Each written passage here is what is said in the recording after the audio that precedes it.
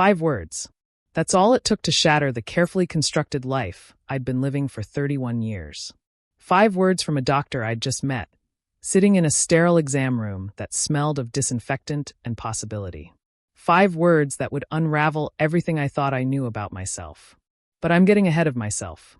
Let me start from the beginning, from the day I walked into that clinic thinking it was just another routine physical. The day I met her. I was 31 years old, and I'd been putting off my annual doctor's appointment for months. I'd been putting off my annual physical for months. There was no real reason, just that comfortable laziness that comes from feeling basically healthy. But my company insurance required it, and my mom kept nagging, so finally, in March, I forced myself to make an appointment. My regular doctor had retired. The clinic assigned me to someone new, Dr. Andrea Morales. I didn't think much about it when I confirmed the appointment for a Tuesday afternoon. The waiting room was exactly what you'd expect: sterile, depressing, beige walls, and plastic chairs. I sat in the farthest corner, checking work emails on my phone, trying not to think about the project deadlines waiting for me back at the office. Sophia Reyes? The nurse called. I followed her down a hallway to an exam room that smelled of disinfectant.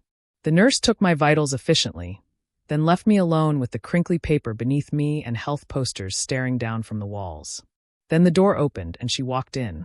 Dr. Andrea Morales was probably my age, maybe a couple years older.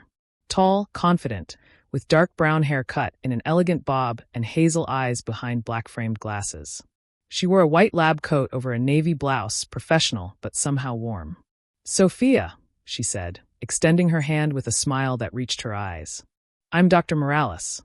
Andrea is fine if you prefer something less formal." Her handshake was firm, her hand warm. Something about the contact made my stomach do a strange flip that I immediately blamed on nervousness. The exam started normally enough. She reviewed my medical history, asked about symptoms and concerns. Everything was standard until she asked, "How have you been feeling emotionally? Any changes in mood, stress levels?" "Fine, I guess," I said. "I work in architecture, so stress is constant. But nothing that feels like a real problem." Andrea looked up from her laptop, looked at me directly with those hazel eyes that seemed to see more than I was saying. "But do you feel fulfilled?" she asked. "Happy? Or are you just functioning?" The question caught me completely off guard. Doctors didn't ask things like that. "That's an interesting question for a medical exam," I said, trying to laugh it off. "Sorry," she smiled. "Sometimes I go off script. But I think emotional health is as important as physical health. The offer is there if you ever want to talk about it." Something about the way she spoke made me feel seen in ways that were simultaneously comforting and unsettling. "I think I'm just functioning," I admitted, surprising myself with the honesty. "My life looks good on paper, good job, good apartment, good friends. But sometimes I feel like I'm going through the motions, waiting for something to change without actually doing anything to change it." Andrea nodded as if she understood exactly what I meant. 31 is a strange age. Old enough to have built a life, young enough to feel like there should still be more. We continued with the physical exam. Andrea was efficient but gentle, explaining everything before doing it. When she finished, she returned to her laptop to enter notes. "Everything looks good physically," she said. "I need to ask some standard questions. Are you currently sexually active?" "No," I said. "I've been single for 4 years. Some dates here and there, but nothing serious." Andrea nodded, entering the information without judgment.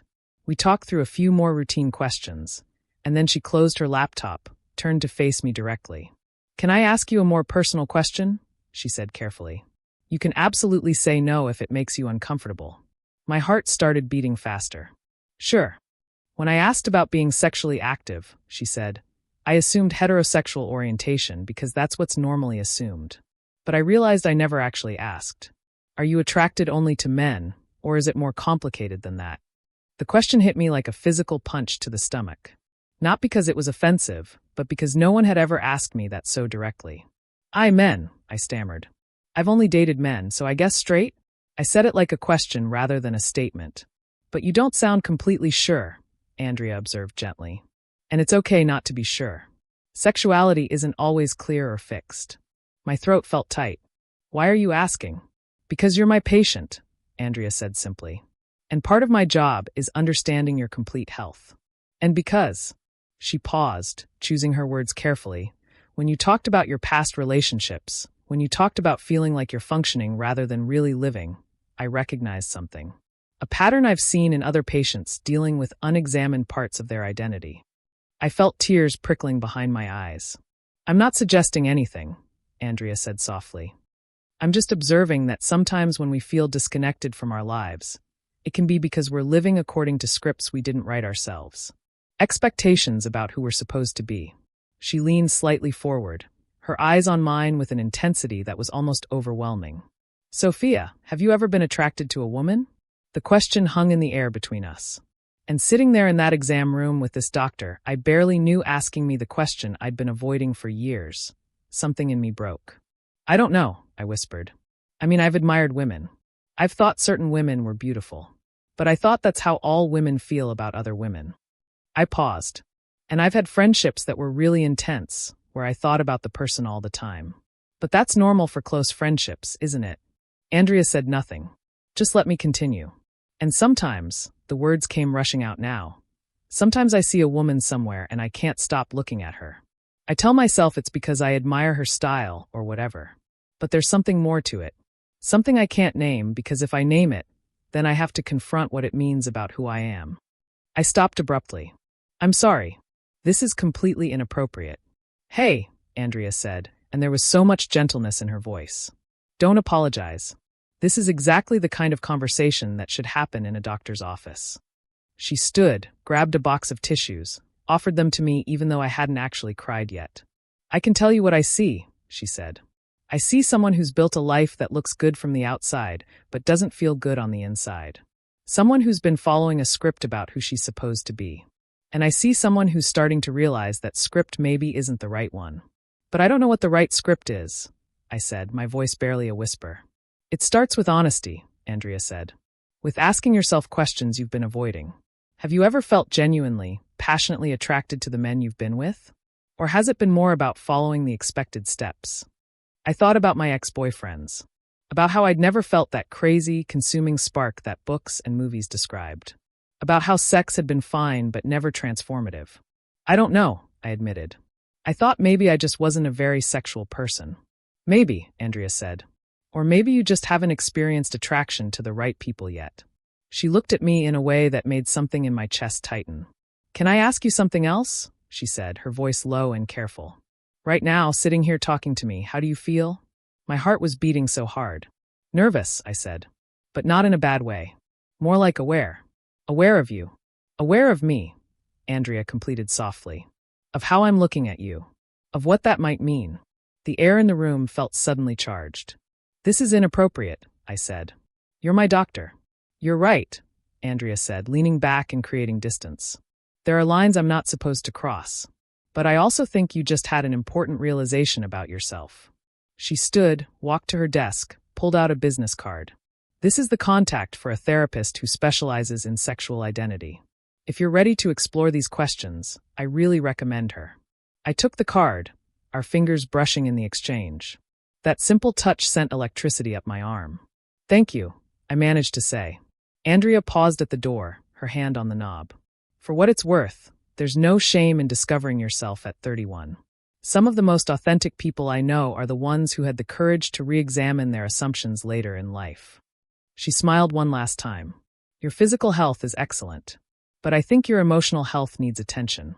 Take care of yourself, okay?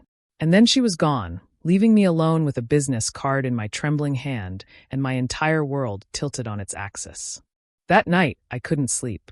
I stayed awake until 3 a.m, Googling everything I could about bisexuality and late-in-life realizations.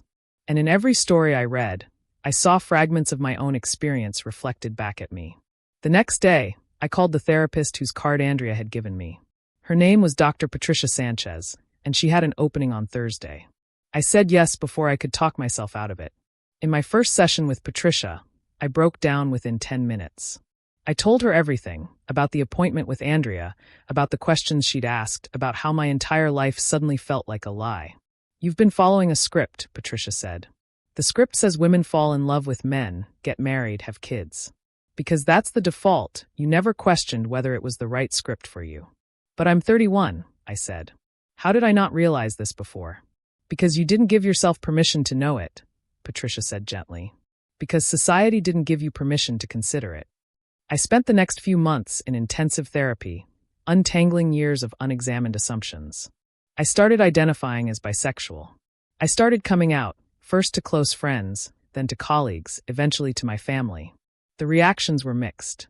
Some people were supportive. Others asked uncomfortable questions about whether I was sure.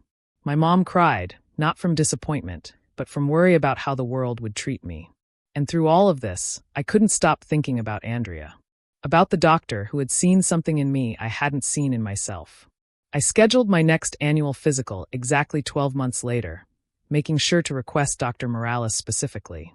In that year, so much had changed. I'd come out. I'd started dating women. I'd found community in LGBTQ spaces. I'd started existing in the world in more authentic ways. When Andrea entered the exam room for my second checkup, her face lit up with genuine joy. "Sophia," she said, smiling widely. "You look incredible. Different. Happier."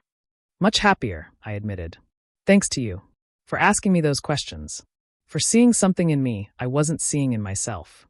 "I didn't do anything," Andrea said. "You did all the hard work of discovering yourself." We went through the routine physical exam, but this time the dynamic between us was different. There was less tension, or maybe just different unsaid things. "So," Andrea said as she completed her notes, "are you dating? Meeting people?" I told her about my dating experiences, the ups and downs of navigating my sexuality while trying to find genuine connection. "I still haven't met someone who feels right," I said. "But I'm learning about myself. About what I want." There was a pause, charged with something neither of us was saying. "Andrea," I said, using her first name for the first time. "Can I ask you something? When you asked me about same-gender attraction last year, when you made all those observations, were you speaking from personal experience?" Andrea went very still. Then she closed her laptop, turned completely to face me. "Yes," she said simply. "I came out when I was 28. I'd also been following the heterosexual script. When I finally allowed myself to see the truth, it was simultaneously liberating and terrifying." "That's why you did the same for me," I said, understanding. "Partially," she admitted. "But also because when I met you, when you talked about your life in that specific way, I recognized something. And I thought maybe you needed someone to ask you the hard questions." We looked at each other, and there was something in the air between us that was undeniable now. "Sophia," Andrea said slowly, "it's been a year. You're no longer technically my new patient. You have the option to switch doctors if you want." She paused, taking a deep breath. "I'm saying this because I've been thinking about you a lot, in ways that go beyond professional concern." My heart started racing. "What are you saying?"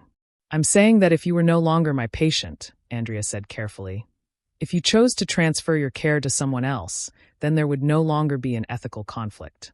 And then maybe we could get to know each other in a different context. As two people instead of doctor and patient. Are you asking if I'd want to go out with you?" I said, needing to hear her say it explicitly. "Yes," she said, and there was vulnerability in her voice I'd never heard before. "That's exactly what I'm asking." I said yes. Of course I said yes. 2 weeks later, after I'd transferred my care to another doctor, Andrea and I had our first real date at a small Italian restaurant.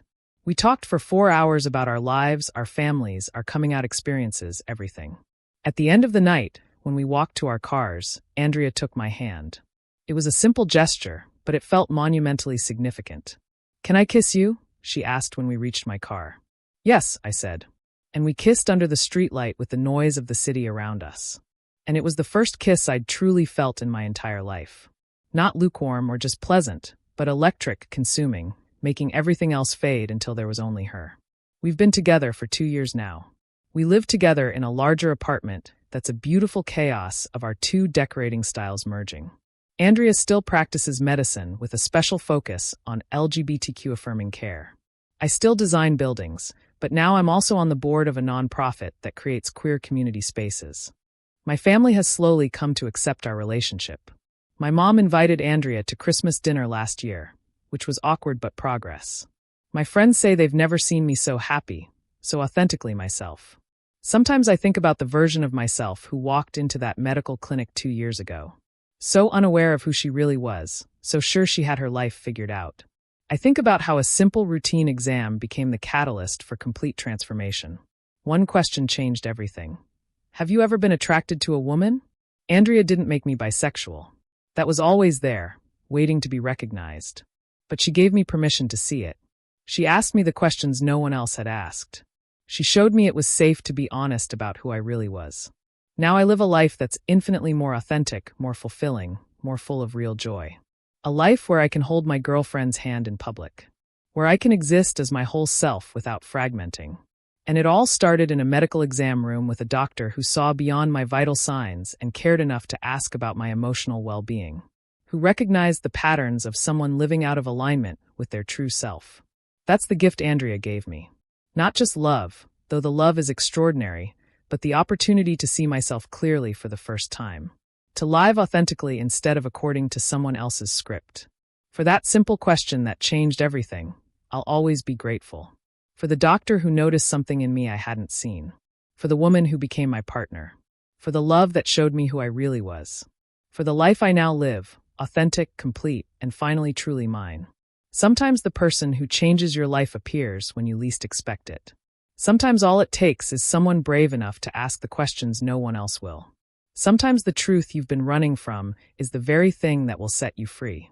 If my story resonated with you, if you've ever felt like you were living someone else's script, or if you're on your own journey of self-discovery, know that you're not alone. Your story matters. Your truth matters. Please like this video if Sophia's journey touched your heart. Subscribe to Lesbian Lens for more emotional love stories, and share this in the comments. What question changed your life?